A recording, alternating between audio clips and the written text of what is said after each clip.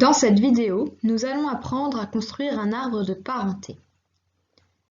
D'abord, qu'est-ce qu'un arbre de parenté? Un arbre de parenté, ou arbre phylogénétique, est une représentation permettant de visualiser les liens de parenté entre plusieurs êtres vivants. Ces liens de parenté permettent de déterminer quelle espèce est plus proche d'une autre. Attention! La parenté au sens phylogénétique n'a rien à voir avec les liens de parenté que nous avons avec les membres de notre famille. Ce ne sont pas des liens de descendance, les espèces ne descendent pas les unes des autres. Les liens de parenté entre êtres vivants sont déterminés à l'aide d'attributs ou de caractères qu'ils possèdent. Plus deux espèces possèdent d'attributs en commun, plus elles seront proches. Il est donc nécessaire d'utiliser des tableaux d'attributs pour tracer des arbres de parenté. Dans cet exemple, nous nous intéressons à 5 animaux communs: la coccinelle, la chauve-souris, le chat domestique et le canard colvert. La première étape est donc de tracer le tableau d'attributs de ces espèces. À partir du tableau d'attributs, il faut ensuite identifier l'attribut qui est le plus partagé par les êtres vivants. Il s'agit ici de la bouche. Il faut donc commencer par tracer un grand trait qui représente le tronc de l'arbre et y ajouter à sa base l'attribut bouche. On peut par exemple le représenter à l'aide d'un petit trait. Il ne faut pas oublier de faire une légende qui permet de comprendre la signification de chaque élément de l'arbre. Ensuite, on identifie dans le tableau le deuxième attribut le plus partagé. Il s'agit ici du squelette interne, qui est commun à 3 animaux sur 4.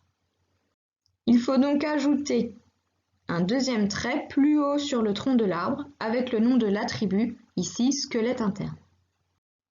En étudiant encore le tableau d'attributs, on constate qu'un animal ne possède pas de squelette interne, mais possède un squelette externe et également une bouche. Sur l'arbre, il va donc falloir placer un nouveau trait avant squelette interne, car l'animal n'en possède pas, mais après la bouche, car l'animal en possède une.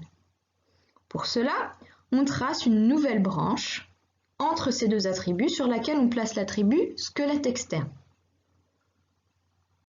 On continue ensuite avec l'attribut suivant, les poils.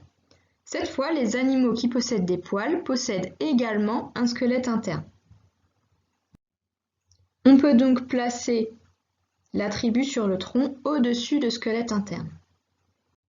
Dernier attribut du tableau, les plumes.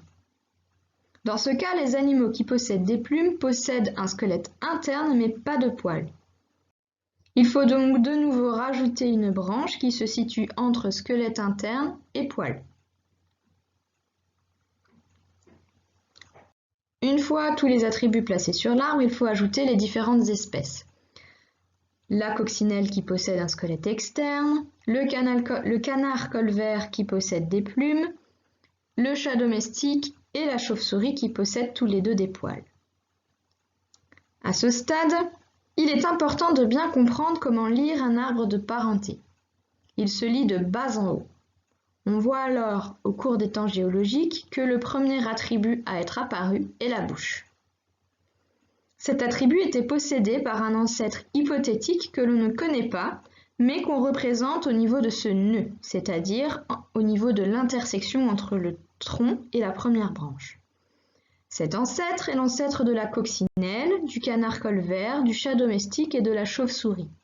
On peut le représenter sur l'arbre à l'aide d'un rond vert. À chaque nœud correspond donc un ancêtre commun aux espèces qui possèdent le même attribut. Une fois l'arbre de parenté terminé, on peut l'exploiter. Par exemple, on cherche à identifier qui du chat domestique ou du canard colvert est l'espèce la plus proche de la chauve-souris. Pour cela, il faut identifier les ancêtres communs aux différentes espèces. On constate d'abord que le chat domestique et la chauve-souris possèdent 2 ancêtres communs, alors que le canard colvert et la chauve-souris n'en possèdent qu'un seul. Ainsi, c'est le chat domestique qui est l'espèce la plus proche, la plus apparentée à la chauve-souris et non le canard colvert. On l'explique par le fait qu'il possède plus d'ancêtres communs, donc plus d'attributs communs entre eux qu'entre la chauve-souris et le canard. On peut également faire apparaître sur un arbre de parenté des espèces disparues. Il suffit pour cela d'identifier leurs attributs. Par exemple, on cherche à placer l'Archéoptérix dans l'arbre précédemment tracé. Cette espèce possède une bouche, un squelette interne et des plumes.